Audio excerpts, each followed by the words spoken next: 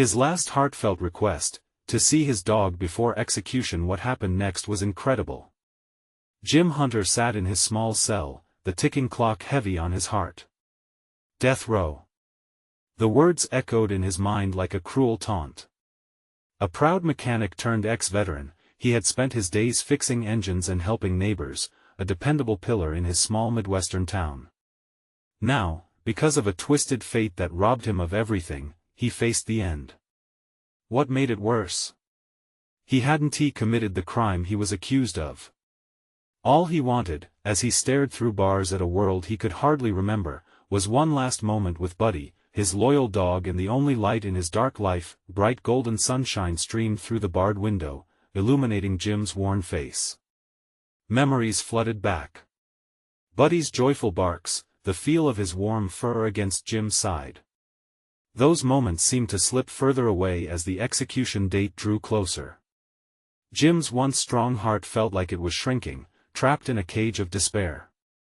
No one in the town believed in his guilt, yet here he was, waiting for the end.at the local diner. A young waitress brushed away tears as she recounted Jim's kindness to a group of regulars. Remember how he fixed old Mrs. Miller's car? It was almost falling apart, and he did it just to see her smile. The tables buzzed with murmurs of disbelief that a decent man could end up here. Silly arguments erupted over cups of stale coffee. How can they not let him see that dog? It's just wrong. Before we continue, I need to let you know about something important that's happening. YouTube has been making changes to the system and many people are losing notifications from channels they follow. If you're enjoying the content, hit that bell and mark all notifications so you don't miss the next videos. And if you can drop a like, it really helps me with reach. Seriously, it makes a difference. Oh, let me know in the comments where you're watching from. I'm always curious to know who's on the other side of the screen. Now let's continue. As days slipped by, tension built in the town. Jim's heartfelt plea to meet Buddy was met with cold formality from the prison protocols and security reasons barred it all. But outrage mounted. Faces once familiar to Jim now echoed with frustration and anger. Friendships were tested as the community split.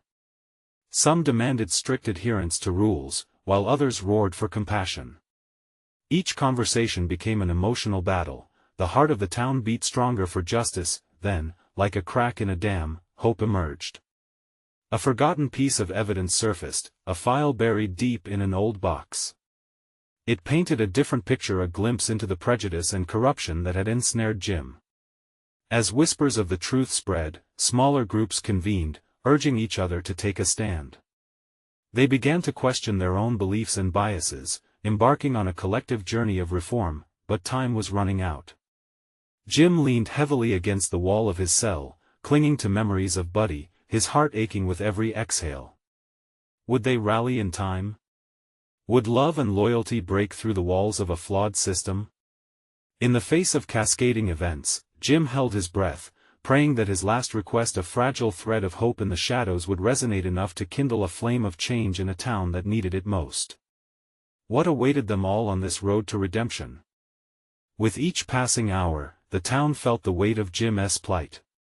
Protest signs blossomed on street corners, bold phrases like "Justice for Jim" and "Let him see Buddy" slapped against the cool breeze. People who had once exchanged pleasantries with Jim were now united in anger. The local newspaper flooded the community with stories of Jim's character, recounting the way he once saved a child from a burning car, his hands blistered but his spirit unbroken. As the sun dipped below the horizon, casting long shadows over the diner, a motley crew of locals gathered in hushed discussions. They felt the urgency in their bones. If they didn't act soon, time would run out, not just for Jim, but for the very soul of their town. Clara, the waitress, wiped fresh tears as she listened to the passionate debates surrounding her. "We can't let this stand. We owe it to him," she declared, her voice rising above the din.at. That moment, a man named Dave stood up. He had a hard face but a gentle heart, and Jim had helped him fix his truck just last year. "Listen," he began, "I know I'm just a mechanic, but we've got to follow through. Let's form a committee. We can petition the governor, get the media involved. If we can push hard enough, maybe they'll listen. As murmurs of agreement rippled through the group, energy surged in the room. They wrote letters, shared memories, and recalled times when Jim had been their strength. Somewhere in that crowd, hope began to glow. It was a flicker at first, but in their hearts, it became a roaring fire. Meanwhile, in his cell, Jim paced beneath the dim lights. Each tick of the clock felt like a hammer driving a nail into his fate. He wasn't sure how many days were left, but they felt like a blur of suffocating solitude. Thoughts of Buddy filled his mind, piercing through the thick fog of despair. He could almost feel Buddy's wet nose against his palm, his wagging tail beckoning him to play.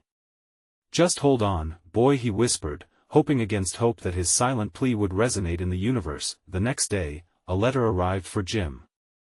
Trembling hands opened the envelope. As he read the neat handwriting, hope blossomed anew. A lawyer, sympathetic to his cause, had reached out, offering to take on his case pro bono. "I believe in your innocence, Jim," the letter read. The realization that someone truly believed him sent shockwaves through his body. For the first time in what felt like an eternity, he felt a spark of possibility. Across town, the group was busy compiling their findings and drafting letters seeking public appearances. They managed to catch the attention of a local news station. If they could mobilize the town's anger into a powerful statement, then perhaps they might sway the system. As the sun broke on the horizon, illuminating hope in its golden glow, Jim closed his eyes and whispered to the wall. "Don't let them take me away without seeing Buddy." The words felt like a prayer, volcanic with longing. Just as the group of determined townsfolk prepared to launch their campaign, a shadow loomed over Jim's future, unexpected and dark. A last-minute twist threatened to unravel all their efforts. What challenge would rise in their path now? Jim's heart raced. Uncertainty loomed like a storm on the horizon. Would they be able to overcome yet another obstacle, or would this be the end of the road? The morning dawned heavy with anticipation. The townsfolk gathered at the community center, a mix of nervous energy and determination crackling around them. Clara stood at the front, clutching the letter from Jim's lawyer, her hands shaking slightly. "Today is the day," she announced, her voice unwavering. "If we want to make a change, we need to act now." As she spoke, the crowd listened intently, hanging on her every word. Each person was there for a reason. Some knew Jim personally, others felt a connection simply because he had been part of their community. In every pair of eyes, a flicker of hope intertwined with fear. Meanwhile, in the cold confines of his cell, Jim tried to drown out the sounds of despair around him. His mind raced with thoughts of Clara and the townsfolk rallying for him. They were his lifeline. The dreaded day of his execution loomed ever closer, and yet, today held the prospect of change. "I'm not alone," he reminded himself, clutching the edges of the rough mattress. The letter from the lawyer sat beneath his pillow like a beacon drawing him up from darkness. Back at the community center, Dave stepped forward, fueled by fire in his belly. "Let's plan a rally in front of the courthouse. Show the world we stand together." The crowd erupted in cheers, the echo of their voices filling the air like a clarion call. Clara felt a wave of emotion crash over her. She took a deep breath and raised her hands for silence. "The media is coming," she said, her voice steady. "We need to present a united front. Let us gather stories of how Jim has touched our lives. We'll show everyone that he is more than just a name on a case file. He is our neighbor, our friend, our hero." People began sharing their stories, voices rising and falling as they recalled the many ways Jim had impacted their lives. Stories of laughter, kindness, and moments of genuine connection came flooding out.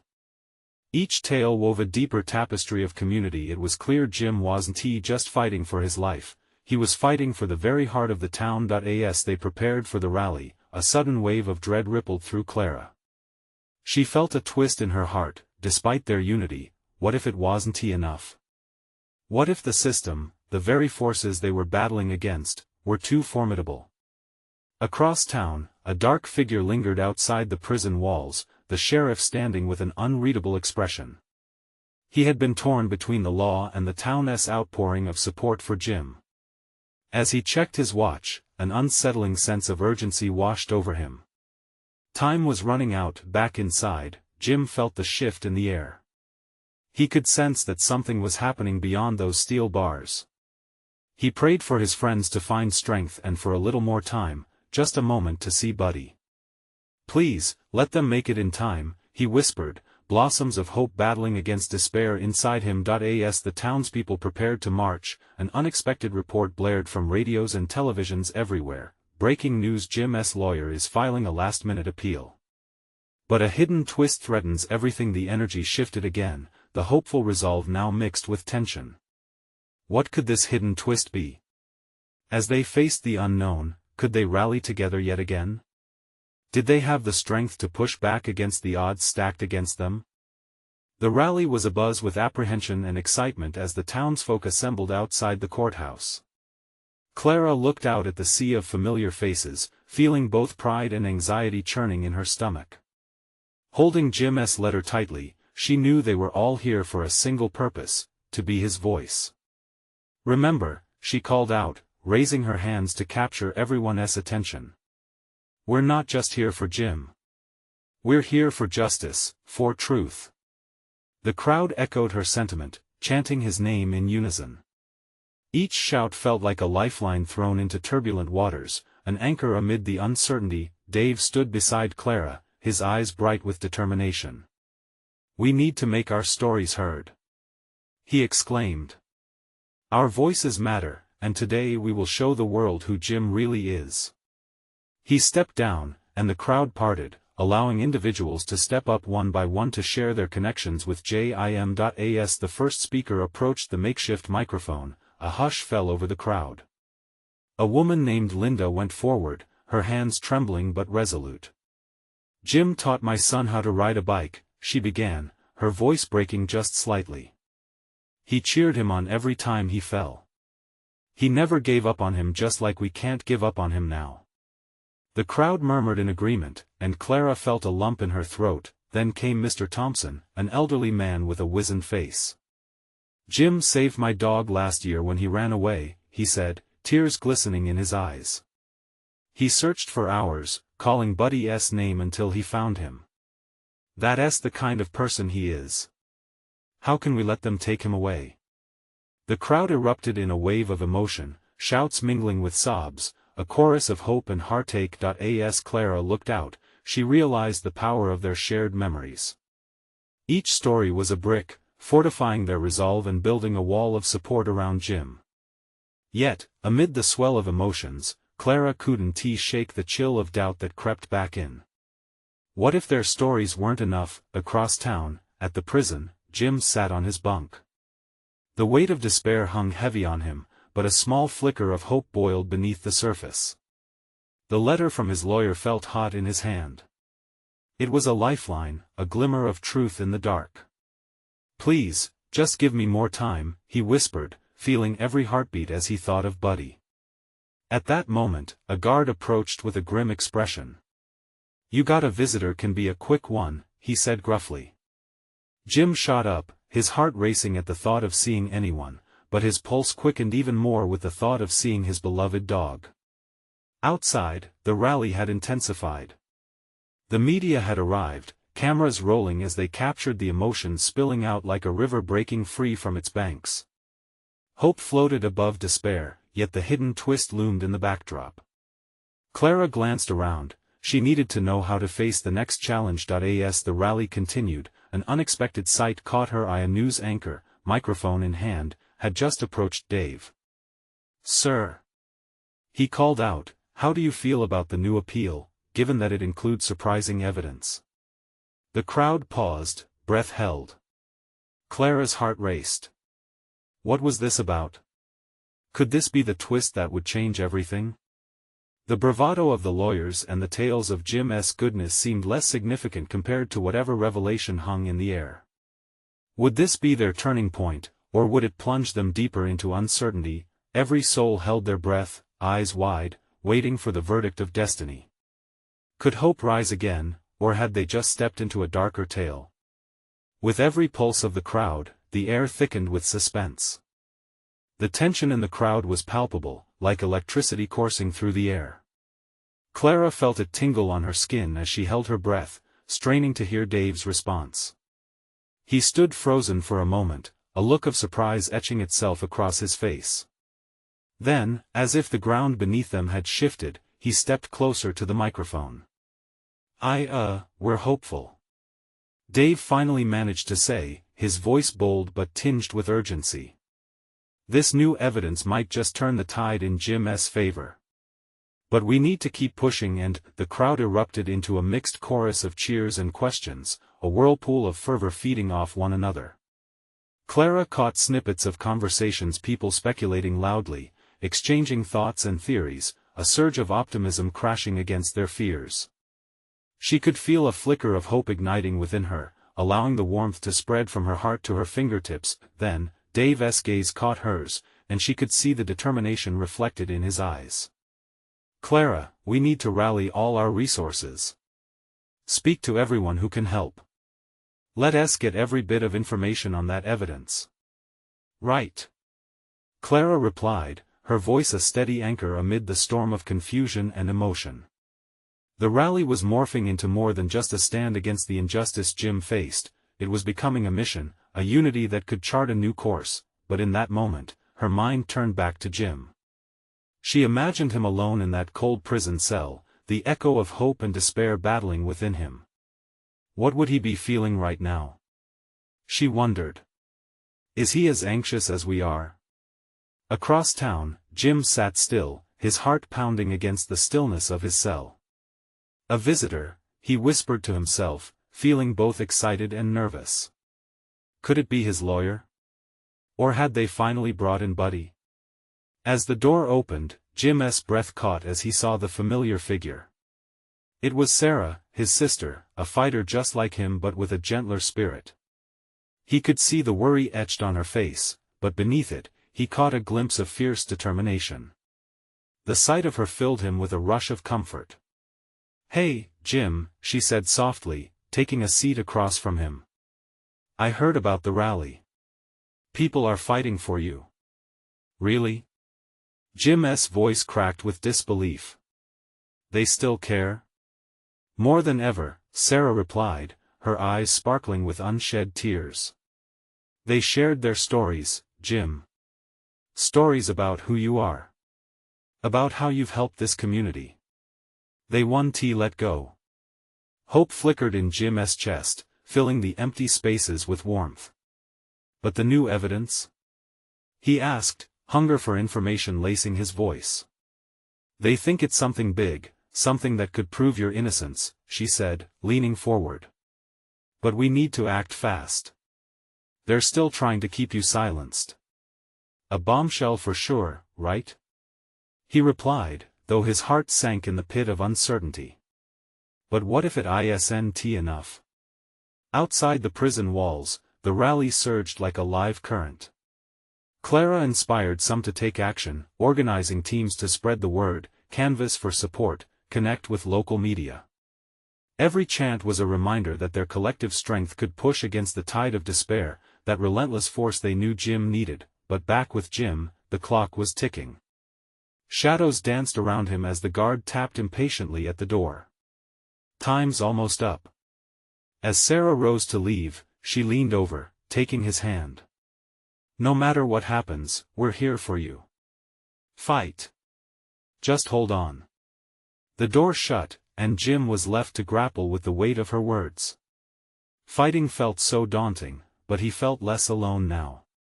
He could almost hear the rally outside, a distant but powerful reminder of his community, his family. Outside, Clara clutched her phone, scrolling for every local contact she could reach. This could be the moment, or it could all unravel, she thought. Their next steps were crucial, but that moth of uncertainty fluttered again within her. Would their efforts be enough to change the course set before them? As the crowd began to dwindle, whispers of concern curled around Clara's heart. What if the evidence didn't hold up? What if they lost everything? The weight of fear and hope battled within her as she turned to face the gathering darkness of the night, feeling the urgency of their next move pressing down like a storm cloud ready to burst. The momentum was building, but so were the stakes. Time blurred, and the possibility of a greater threat loomed just beyond the edges of their fight for justice. Would they be able to pull everything together for Jim before it was too late? The night enveloped Clara as she paced back and forth, her mind racing with the gravity of their next steps. She could hear the echoes of laughter and conversations from the remaining supporters, but for her, it all felt so distant.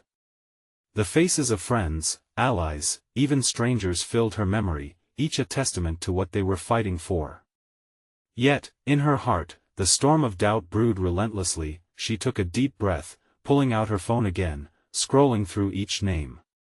Her fingers hovered over the contacts, and she could almost hear her mother's voice urging her to reach out for help. "Use your voice, Clara. People want to fight with you." Just then, a familiar figure emerged from the shadows.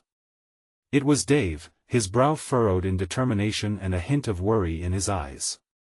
"Clara, we need to talk strategy," he exclaimed, urgency crackling in the air around them. She nodded, grateful for his presence. "I have a list of people who might help. We could get the local news involved if they really believe in Jim's story, they'll cover it." Clara's heart raced as she spoke, thinking of how many lives they could reach. Each name on her list could be a lifeline for Jim. "Exactly," Dave replied. "And we need to gather statements from everyone who knows him.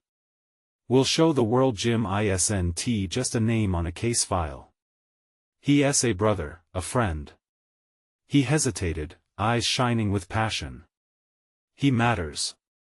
Clara felt herself nodding fiercely, her resolve solidifying. The fear that had paralyzed her was giving way to a glimmer of hope. But in the background of her mind, Jim's face lingered. What if they failed? What if his time was running out? Meanwhile, in the prison, Jim grappled with a rising tide of emotions. The days felt longer, each minute a reminder of his confinement. Thoughts of his dog, Buddy, swirled around his mind like a bittersweet melody. He hadn't seen him in what felt like forever, and the longing pierced him like a blade. "If I could just see him one last time," Jim muttered to himself, his heart aching. He knew the reality of his situation, how tenuous his grip on hope had become. Knowing Sarah would be back with updates gave him a small beacon, but he couldn't shake the feeling that time was slipping away. So many people outside were fighting for him, he felt their energy pulsing through the walls, but would it be enough? Suddenly, the cell door swung open again, and a guard entered, his expression unreadable. "You have a visitor," the guard announced. Jim's heart leapt in his chest, and he quickly wiped at the tears brimming in his eyes. "Please be Sarah," he whispered, but as he walked down the dim corridor, dread twisted in his stomach. What if it was just bad news? To his surprise, as he stepped into the visitation area, it was not Sarah waiting for him. Instead, it was a kind-eyed woman from the local animal shelter. "We heard about your case, Jim. We couldn't let you stay here without this." In her arms was a slightly scruffy dog with soulful eyes and wagging tail, his Buddy. Joy exploded in Jim's chest. "Buddy!" he shouted, rushing forward. He knelt as the dog leapt into his arms, showering him with slobbery kisses. Tears streamed down his face in disbelief. They had brought his best friend to him, a glimmer of light amidst the shadows of despair. "Your story matters, Jim," the woman said, reaching out to pat Buddy. "We're here for you." But just as Jim basked in this moment, the words of the guard echoed back. They were running out of time. The reality was pressing. His heart raced with the urgency to hold on to this hope, to fight back against the ticking clock. In a flash, Jim turned serious. "You have to help me," he began slowly, the weight of his need palpable. As the words left his mouth, that flicker of resolve ignited once more. Outside, Clara and Dave were busy making their own plans, decisions that could alter the course of his future. Would the rally, the evidence, and now this extraordinary moment with Buddy stand as his final lifeline? Would it be enough to save him from the looming shadows? And what would be the next turn they all would face in this uphill battle against injustice? Clara's heart raced as she and Dave continued their strategy meeting under the dim glow of streetlights. The chatter from the rally buzzed like a distant hum, but her focus narrowed only to Jim. Memories of his laughter and kindness flooded her mind, pushing her to fight harder. "Let us create a social media campaign," she suggested, her voice firmer now. "We need to get people sharing his story. His truth." Dave nodded enthusiastically. "Yes. We'll gather personal stories, testimonials. If we can show his impact on the community, then they'll see him as more than just a number." Clara's fingers tingled with excitement at the thought. "We need a hashtag. Something catchy that people will remember. Justice for Jim." "Perfect." Dave grinned. "And we can make a flyer to hand out during the rally. If we can capture folks' hearts there, maybe we'll get a few powerful allies to join our cause." As their plan solidified, Clara's anxiety transformed into an electric sense of purpose.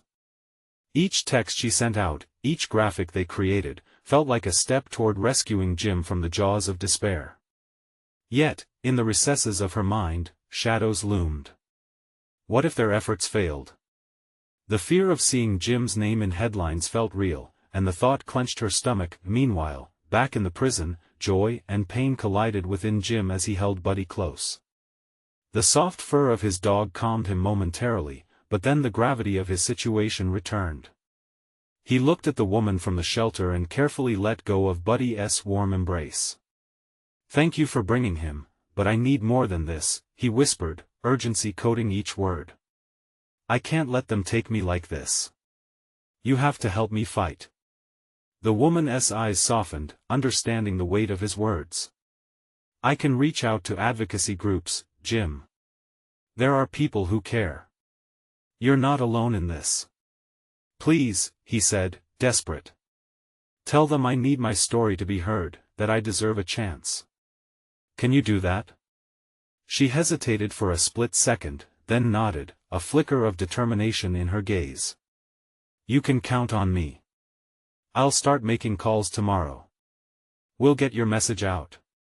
With that, she left the visitation area, taking Buddy with her. But the warmth of the reunion faded, and the chilling echo of bars closing behind him sent Jim back to that suffocating reality. Back on the outside, Clara and Dave stood in a small crowd at the rally, each pocket of supporters bubbling with energy.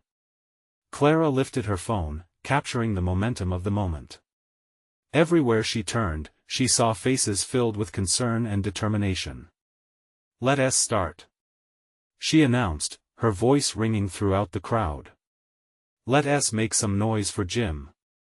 The chants began as people raised their signs, igniting a fire within Clara's heart. Together, they shouted Jim's name into the night, challenging the system.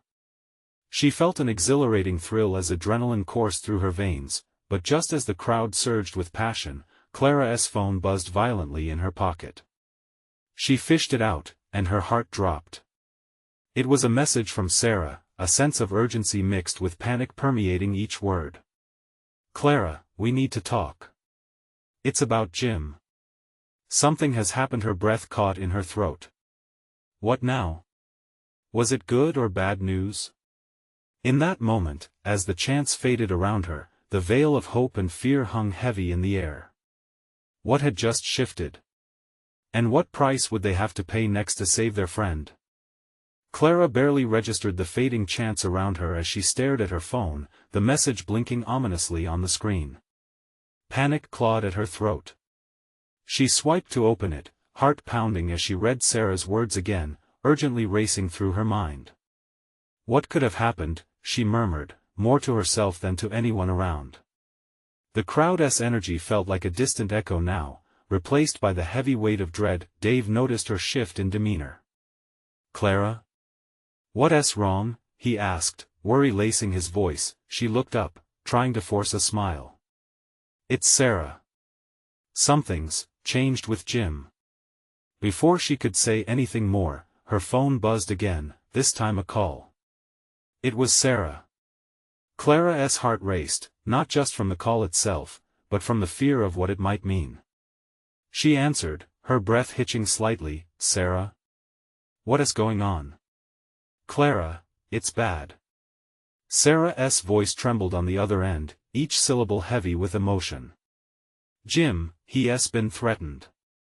They told him if he makes any noise about advocating for his case, his chance of parole will vanish." Clara's stomach dropped. "What do you mean? He can't just give up now." "He can't. They said they punish him if he tries to reach out," Sarah interrupted, urgency cutting through the fear. "He needs someone to hear him out. Clara, he won't survive this without us. We need a solid strategy. And we need it fast." "Okay," Clara replied, feeling tears prick at her eyes. "What do we do? We can't let them silence him. We have to fight harder. I have contacts who may help. But we need to act fast and be careful. He is scared, Clara. He feels trapped." Clara clenched her fists, the fire from earlier bubbling back up. "We can't let him down," she whispered fiercely. "He deserves every chance, and we will give him one." With a look of determination shared between them, Clara hung up. The buzz of the rally slowly drifted back into her ears, infusing her with fresh determination. She turned to Dave, summoning all her resolve. "We have to intensify our efforts.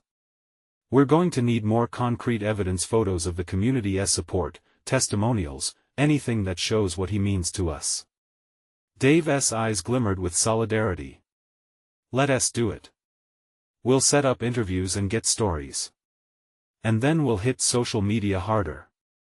As they sprang into action, Clara could feel the tides shifting around them, the crowd becoming not just supporters but a chorus of voices rising together against injustice. She took a deep breath, the air around her charged with purpose and urgency. Although she felt fear creeping in, showing itself through doubt and anxiety, it was overpowered by the adrenaline surging through her veins. Meanwhile, Jim, back in prison, sat alone in his cell, Buddy's absence weighing heavily on his heart. The reality of his situation settled in, pressing against him like a heavyweight. With Sarah's encouragement burning in his mind, he resolved to reach deep within himself, refusing to let despair win. He needed to hold on for Clara, for Buddy, for his own life. In that moment of solitude, he closed his eyes, envisioning Clara's face, the energy of her voice echoing in his mind, lending him strength. What he would give to see Buddy one last time, to tell him everything would be alright. Somehow. As Clara and Dave developed their campaign, a spark of hope flickered once again. But uncertainty loomed. Would they reach Jim in time? Would their fight be enough? Just as the rally evolved into a reverberating call to arms, Clara's phone vibrated once more, this time with a message that made her heart skip. "Clara, it's about Jim. Something he needs to say. Meet me where it all began." A chill ran down her spine. What could it mean? What key information could change everything? Clara stared at the message, her heart racing even faster now. "Where it all began?" she whispered. Memories flooded her mind. Sweet moments with Jim, the day he brought Buddy home, the laughter echoing in that small park where they used to gather. But this time was different. She felt a weight in her chest, a sense of urgency that gripped her. "Clara? You good?" Dave interrupted her thoughts, his brow furrowing with concern. She shot him a determined look. "We need to go. There's something important, something Jim needs to share." "Right now? Here?" Dave questioned, glancing around the continuing rally. The atmosphere crackled with energy, but Clara felt her focus narrow to a single point. Yes, now. He could be running out of time. Without another second wasted, Clara led the way, weaving between the crowd. Each chant, each rallying cry felt distant, unimportant compared to the urgency simmering in her veins. She could almost hear Jim's voice, "You've got to fight for me. As they approached the park, nostalgia intertwined with dread. The sun was setting, casting long shadows that seemed to follow her like a haunting reminder of what was at stake. This was the place where Jim found joy in small moments, where laughter turned into dreams of a better life. Would they be able to save him? When Clara reached the familiar bench, her breath caught in her throat. Sarah stood there, her expression grave, her phone still in hand. "Clara, you made it," Sarah said, relief flooding her words, but her eyes told a different story. "Jim sent a message. It's not like I expected." "What do you mean?" Clara's heart dropped. "What did he say?" "He feels like he's being suffocated. They're watching him closely." Sarah's voice trembled, emotions threatening to unravel. "But he insisted on something, messaged me about Buddy. He wants to see him one more time. He thinks it might help him hold on." Tears pricked Clara's eyes. The thought of Jim asking for Buddy, the little dog who brought him so much solace, was crushing. "But how? We can't just walk in and ask, can we?" Sarah shook her head. "I don't know. But we need to find a way. We have to show them Jim is loved, that he's more than just a case number." Clara felt a sudden strength surge within her. "We need to get Buddy's pictures, anyone who can vouch for Jim's character. There must be a way to get Buddy cleared for a visit." Dave spoke up, determination lacing his words. "Let us gather everything we need. We can create a campaign for this, for his visit. Social media is powerful, people love their pets. They might come together to support this." Clara felt hope rekindle in her heart. "Yes. If we can highlight Jim's love for Buddy, we can humanize him. We can show them he's not just a prisoner, he's a father, a brother, someone worth saving." As they strategized, lights flickered on across the park, illuminating the shadows. Clara's resolve deepened. With each plan, every gathered piece of evidence about Jim's essence, it felt like they were building something formidable. "Clara, I just want to say," Sarah started, her voice thick with emotion. "For you to do this, it means more than you know." But Clara cut her off with a firm nod. "We do this for Jim, and for Buddy. Together, we can move mountains." The three of them stood in a moment of unity, a small island of hope against an overwhelming tide of despair. Clara checked her phone again, hoping for a sign from Jim. Suddenly, another message blinked on the screen. "I need you to promise me one thing. You can't let them take away my hope. Promise me that, whatever happens, you'll keep fighting."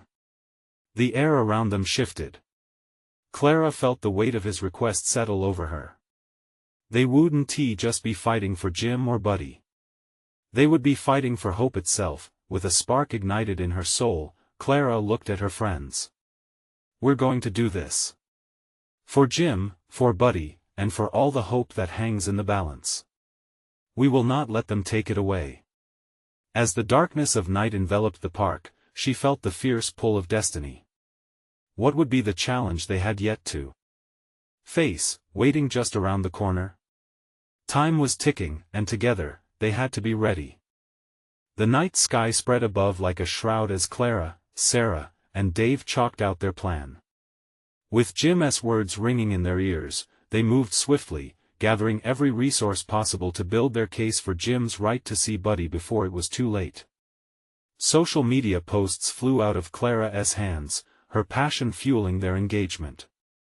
Pictures of Jim and Buddy began to fill feeds, tail-wagging smiles, moments of joy captured in time, underlining just how much love and life Jim carried within him. Each click of the mouse felt like another heartbeat pulsing for justice.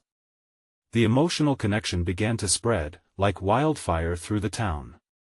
Locals shared pictures from the rally, telling their stories and amplifying the call for Jim's bond with Buddy. He's not just a prisoner. He's a man deserving a second chance. People shouted across platforms, voices rising together. Clara felt her heart swell with pride. They were uniting and taking action. Back in the prison, Jim paced, Buddy's absence weighing heavily on him. "I just want to see him." His whispered plea hung in the dank air. However, that nagging fear still gripped him. Would his community rally together in time? Would their well-meaning efforts fall short amidst the relentless clock ticking down on his life? Yet as days passed, an unseen energy hung in the air around him. Finally, the day arrived. Clara, Sarah, and Dave launched a final push as they gathered supporters to march into the courthouse. Protest signs flew high, voices rang out loud, shaking the very foundation beneath them as they called upon justice. "Let him see Buddy!" echoed through the streets, electrifying every passerby to join their efforts. The crowd stood now before the courthouse, a wall of humanity standing resolute against a corrupt system that threatened to silence them all. Clara raised her hands to bring order. "This is not just for Jim. It's for justice." Cheers erupted around her. "He is a neighbor, a hero, and he needs us now." At the front of the crowd, Clara caught a glimpse of Sheriff Matthews. His eyes flickered over the group, hesitance revealing itself. He had watched the town rise in solidarity.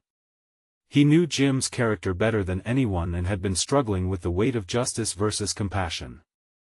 Inside the prison, Jim could feel the vibrations of hope rising, even through the concrete walls. Then he felt it. A surge of determination washed over him, mixing purpose with desperation. The visit was imminent. Would the town's rallying cries move the hearts of those who held his fate in their hands? Would they see beyond the crime and into the light of the man that he was? Then a guard entered his cell. "You got a visitor, Hunter. Just one. Make it count." Heart in his throat, Jim hurried to the visiting area. The moment the door swung open and Sarah rushed in, Jim felt a wave of familiarity wash over him. "Jim!" she exclaimed, rushing to his side. "I'm here, I'm giving everything," he said breathlessly. Empathy filled his words. They shared a bond, a connection pulsing with urgency. Then, with a swift whisper, she added, "They're listening. They want to know your truth and we've got Buddy." The words swept through him like a cyclone. "What? They're allowing it? Just hold on. It's already in motion," Sarah reassured him, her eyes glistening with the hope she was meticulously holding for both of them. "And the sheriff knows." Hope was igniting inside Jim once more. Just when he began to doubt their chances, everything was lining up. Clara, Sarah, and Dave would push harder. Jim needed to hold on to his faith. The doors swung open once again, and then Buddy rushed into the room, bounding into Jim's arms. Tears of joy cascaded down Jim's cheeks as the familiar warmth enveloped him. "My boy. I've missed you." He chuckled, squeezing Buddy tight.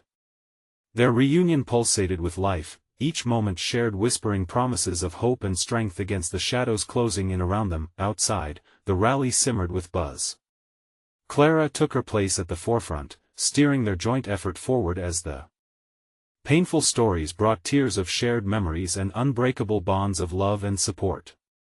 She felt invigorated, the momentum of their efforts creating a force that felt transformative. Each billowing banner signaled their commitment while printing their hopes into the hearts of bystanders and the spirit of their town. The sheriff stepped to the forefront, fixing his gaze on the crowd. "I stand here today, ready to make a decision about Jim Hunter. I've watched my community come together for him in ways I never imagined." Silence rippled across the crowd. Clara could feel her heart race. Were they finally breaking through? The sheriff continued. "We have new evidence presented and community support that cannot be ignored. I recommend a reprieve for him. More importantly, I believe in allowing him to see his beloved dog and renew that bond. He deserves this opportunity."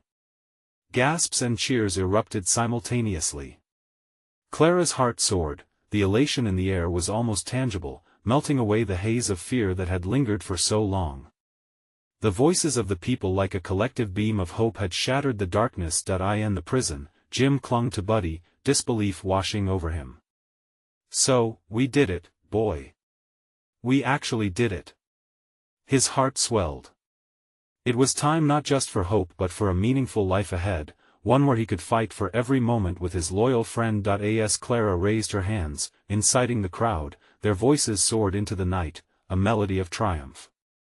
Unity had won, and together, they would usher forth a new beginning, a life rich with friendship, laughter, and all the joy that comes in light after darkness. They had transformed a moment of tragedy into a narrative of hope, a story of community. And the bond they shared with Jim and Buddy? That would carve out a new chapter in their town, a testament of love reignited amidst trials. True salvation came from togetherness, resonating like a heartbeat in the heart of America, and then it hit Clara like a bolt of lightning, a surge of recognition washing over her. This was just the beginning, she thought. The next steps were unfolding right before their eyes. Now was the moment to act, to keep pushing, to ensure that everyone knew the lengths they would go for one another. This wasn't merely a rally, it was a powerful symphony of resilience that they would carry forward from that day on. Let's keep building this story together. You need to subscribe now to not miss the next part of Jim and Buddy's journey. This is the moment to show your support by leaving a like now to feed the algorithm. Drop your thoughts and feelings about this amazing turn of events in the comments below, and don't wait not even one more second to share this victory with at least 5 friends who need to see how powerful community can be.